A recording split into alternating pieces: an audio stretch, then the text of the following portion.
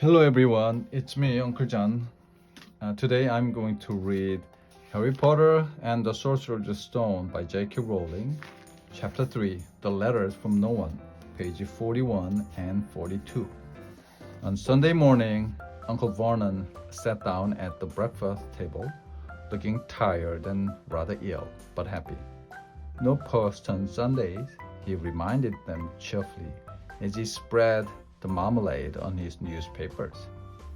No damn letters today. Something came whizzing down the kitchen chimney as he spoke and caught him sharply on the back of the head. Next moment, 30 or 40 letters came pelting out of the fireplace like bullets. The Dursleys ducked, but Harry leapt into the air trying to catch one. Out, out! Uncle Vernon seized Harry around the waist and threw him into the hall. When Aunt Petunia and Dudley had run out with their arms over their faces, Uncle Vernon slammed the door shut. They could hear the letters still streaming into the room, bouncing off the walls and floor. That does it, said Uncle Vernon, trying to speak calmly, but pulling gray tufts out of his mustache at the same time. I want you all back here in 5 minutes, ready to leave. We're going away. Just pack some clothes, no arguments. He looked so dangerous with half his mustache missing that no one dared argue. 10 minutes later, they had wrenched their way through the boarded up doors and were in the car. Speeding toward the highway, Dudley was sniffling in the back seat. His father had hit him round the head for holding them up while he tried to pack his TV, VCR and computer in his sports bag. They drove and they drove. Even Aunt Petunia didn't dare ask where they were going. Every now and then Uncle Vernon would take a sharp turn and drive in the opposite direction for a while. Shake them off. You're the murder. Whenever he did this, they didn't stop to eat or drink all day. By nightfall, Dudley was howling. He'd never had such a bad day in his life. He was hungry. He had missed the first 5 TV programs he would wanted to see, and he'd never gone so long without blowing up an alien on his computer. Uncle Vernon stopped at last, outside a gloomy-looking hotel on the outskirts of a big city.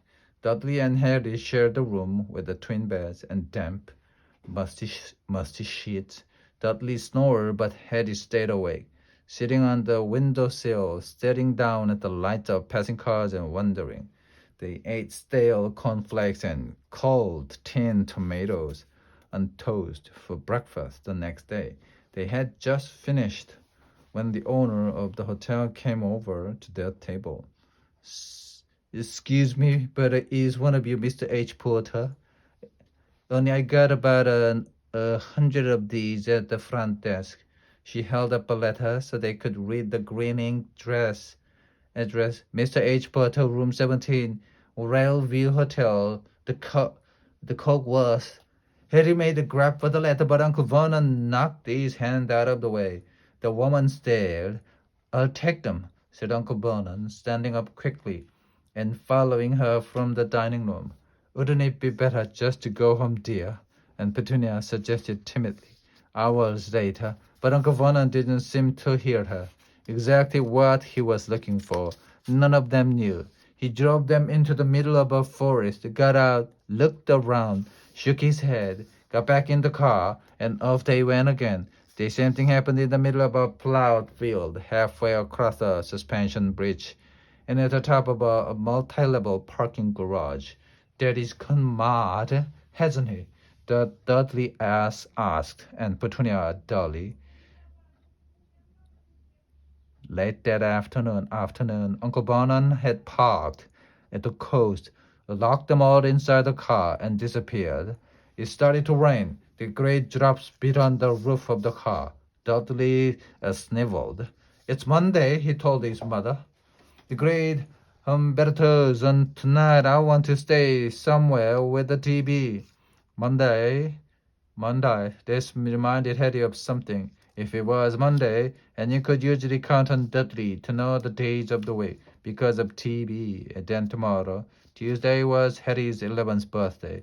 Of course, his birthdays were never exactly fun. Last year, Dursley had given him a coat hanger and a pair of Uncle Vernon's old socks. Still, you want